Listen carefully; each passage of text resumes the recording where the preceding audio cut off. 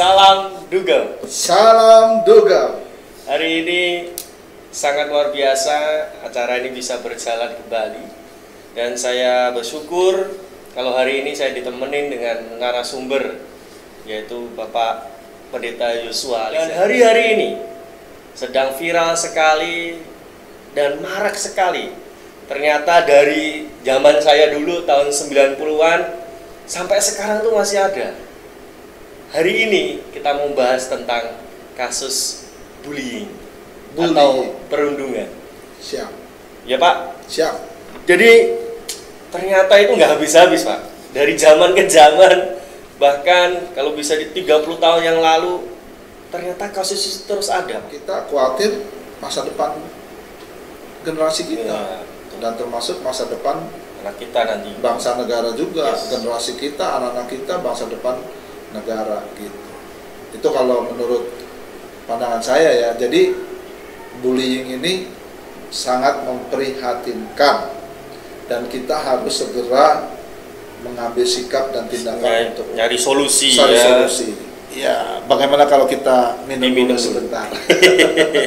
Semakin seru ya. Jadi bagaimana nanti kita akan bahas tentang ini Pak. Bagaimana menurut pandangan dari Pak Yosua itu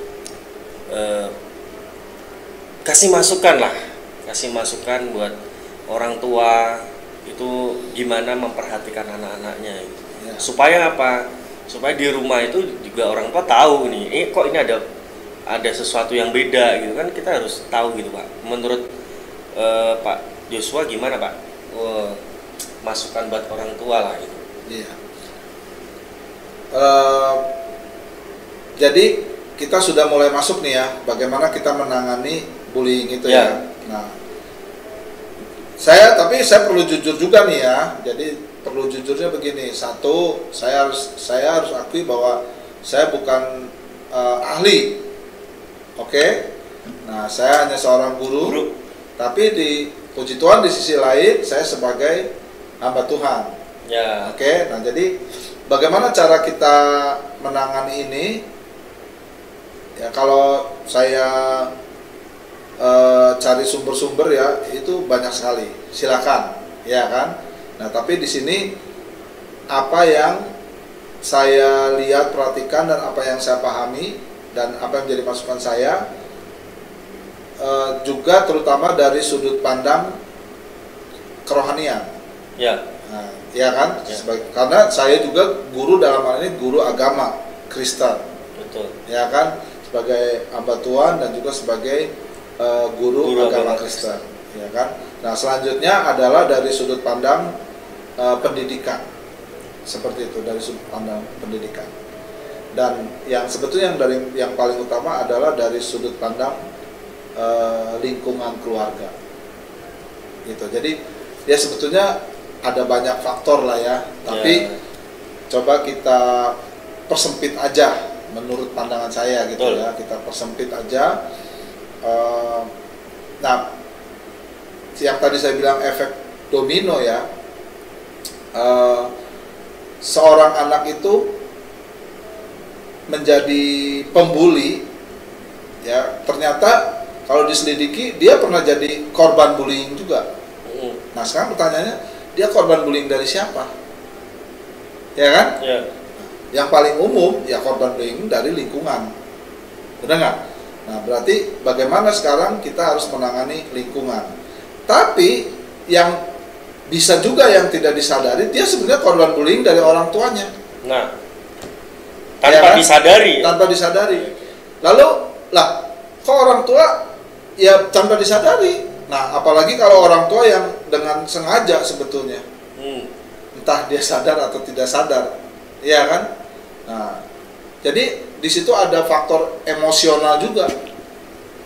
Ya, orang membuli itu kan pasti ada emosionalnya, ya kan? Nggak mungkin datar, ya. Tapi ya kalau yang pinter bisa aja dia sedang membuli tapi dengan nada yang tidak emosional, bisa, ya kan? Tapi kalau sampai tindakan kekerasan berarti kan udah kelihatan emosionalnya, ya kan? Kata-kata yang tajam, menyakiti, kata-kata yang kasar aja sebenarnya itu kan udah menunjukkan emosionalnya, ya kan?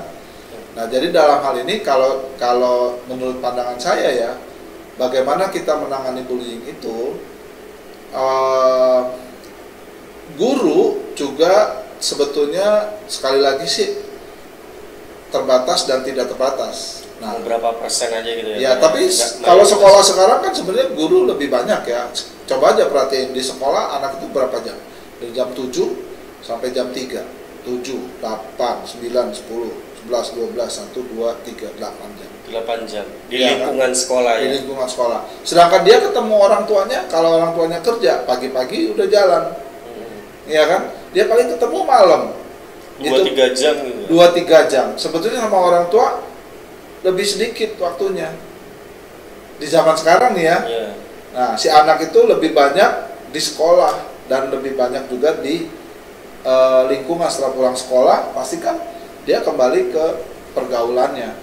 Iya kan? Nah, kalau anak itu pulang sekolah, istirahat di rumah, terus belajar, ya nongkrongnya itu sedikit. Nah, kita lihat kan kehidupan anak muda sekarang suka nongkrong dan lain sebagainya. Iya kan? Nah, jadi sebetulnya penanganan utama bagaimana kita mencegah bullying itu dimulai dari rumah. Dari lingkungan rumah dulu. Rumah dulu. Orang tua tuh harus menyadari ya sikap-sikap bullying di dalam rumah. Itu. Nah, kalau maaf ini ya, menurut saya nih ya, kalau kita membedakan si anak, membandingkan antara kakak dan adik. Itu sadar nggak itu sebetulnya secara halus itu udah bullying tanpa disadari ya. Nah, disinilah bagaimana dari sisi orang tua, bukan kita sih tidak menyalahkan orang tua ya, tapi si anak itu melakukan tindakan bullying itu kan pasti ada sebabnya. Nah, salah satu sebabnya namanya anak-anak itu kan kalau nggak dia pernah jadi korban ya, atau dia juga ya udah pasti dia pernah jadi korban gitu. Nah, korban apa? Misalnya korban salah satunya orang tua terlalu keras mendidik anak, ya kan? Terlalu mengekang kepada anak. Nah, suatu ketika anak mulai mengalami mencari jati diri, ya dia mulai akan ingin merasa hebat dan berkuasa. Nah, dia tidak bisa melakukan itu pada orang tuanya, dia lakukan sama individu lain, teman-temannya. Ya. Gitu. Memang untuk memperhatikan faktor-faktor penyebab ini ya ada banyak ya. Nah, sekarang dari si korban bullying ya, biasanya korban bullying itu juga seperti saya nih. Kalau saya bilang sih, saya tuh nggak menyadari kalau jadi korban bullying. Nah, saya menyadarinya setelah saya merasakan, oh kok jadi begini ya, saya kok rasanya nggak enak nih setiap kali kalau diomongin itu kayaknya nggak enak. Nah, ini jadi mulai kepikir kan, apakah ini saya korban bullying atau tidak, ya kan? Nah, biasanya kalau tadi kan seperti tanya, kelihatan nggak kalau di sekolah itu seorang anak jadi korban bullying, ya kan? Nah, salah satunya misalnya kalau dia malas ke sekolah, udah nggak mau masuk sekolah gitu ya, susah masuk sekolah. Nah, itu saya alami dulu Pak. Iya, salah jadi satu sebabnya udah pasti apa? Udah takut nih. Nah, ntar kalau datang ke sekolah ketemu dia lagi, nah itu udah takut gitu, udah takut duluan gitu. Itu kan sebetulnya kan tanpa disadari itu korban bullying kan? Iya. Nah, dan kita kan mau ngomong kayak takut juga kita mau ngomong, iya kan? Ntar kalau cerita-cerita malah. Iya. Ya. Nah, jadi kalau dari sudut pandang kerohanian ya, dalam hal ini kita sebagai orang Kristen ya, nah kita bersyukur ternyata beberapa gereja dan banyak gereja ya mempunyai program itu untuk memenangkan anak remaja. Salah satu topik materi-materi yang disampaikan itu misalnya luka batin, hati Bapa, iya kan? Nah, itu sebetulnya itu tindakan-tindakan pemulihan. Nah, dalam pelayanan yang saya perhatikan ternyata anak SD atau bahkan anak SMP yang masih kecil ternyata sudah mengalami luka batin yang cukup berat. Oh, sama kayak topik yang sebelumnya itu fatherless kemarin ya. Ya. Sambung juga di situ ya. Ya, nah itu fatherless generation, generasi tanpa ayah itu tanpa disadari itu salah satu faktor terbesar kalau menurut saya ya.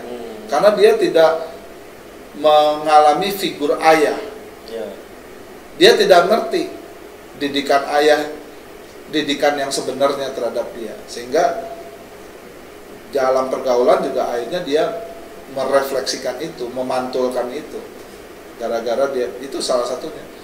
Nah itu kan akhirnya terbentuk satu luka batin. Ya. Nah itu akhirnya dia menjadi pembuli. Sebelumnya dia jadi korban. Nah jadi makanya pemulihan, pertobatan itu sudah mulai dari sejak anak-anak dari luka batin. Lalu kita mengarahkan mereka ya untuk bisa percaya diri bahwa memang Tuhan menciptakan setiap manusia, setiap orang itu unik, karunia yang berbeda-beda. Nah kita harus belajar untuk bisa menerima diri kita, ya, kelebihan atau kekurangannya juga. Kita juga mungkin punya kelemahan dan kekurangan. Kita juga harus belajar menerima orang lain, kelebihannya dan kekurangannya juga. Nah disitulah baru nanti setelah kita memiliki percaya diri, ya kalau lingkungan itu terbentuk, maka berikutnya akan terjadilah satu yang namanya kerjasama, sinergi, ya kan? Yang antara yang punya kelebihan dengan yang punya kelebihan menutupi kekurangan orang lain, ya kan? Yang kurang juga tidak merasa minder. Nah, itu minder salah satu dampak dari bullying juga. Nah, kenapa? Karena kadang-kadang tidak sadar tuh orang tua suka membanding-bandingkan. Nah, itu sikap membanding-bandingkan itu nggak tahu sadar atau tidak sadar, sebetulnya itu dampak negatif kalau misalnya. Maka kita harus belajar untuk bisa menerima diri kita sendiri apa adanya. Nah, itu mungkin itu yang dari cara pandang saya ya. Secara rohani pun juga sudah disampaikan ya bahwa peran serta antara orang tua tadi sangat penting di dalam rumah tangga tadi. Jadi kalau ada tanda-tanda nih anaknya udah mulai males-malesan sekolah, ya kita harus sigap cepat ya. Cepat kalau ada hubungannya dekat pasti mereka akan cerita gitu. Iya, keterbukaan tadi kan. Iya. Ada terbuka cerita dia alami seperti apa gitu.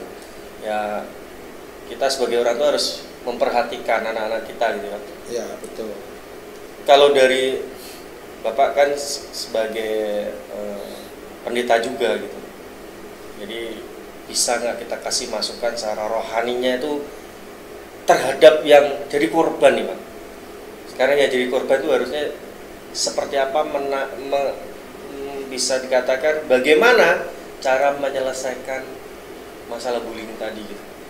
Ya, sebelum kepada yang menjadi korban itu tentu kepada pihak yang melakukan, ya kan? Nah, dan pihak yang melakukan ini kalau saya bilang selain teman-teman pergaulan, kan tadi saya bilang juga tanpa disadari mungkin orang tua juga melakukan. Jadi sebetulnya tindakan awal itu orang tua yang dipulihkan. Sadar ya? Ya, ketika orang tua dipulihkan, menyadari, lalu maka si orang tua juga akan mulai mulai lebih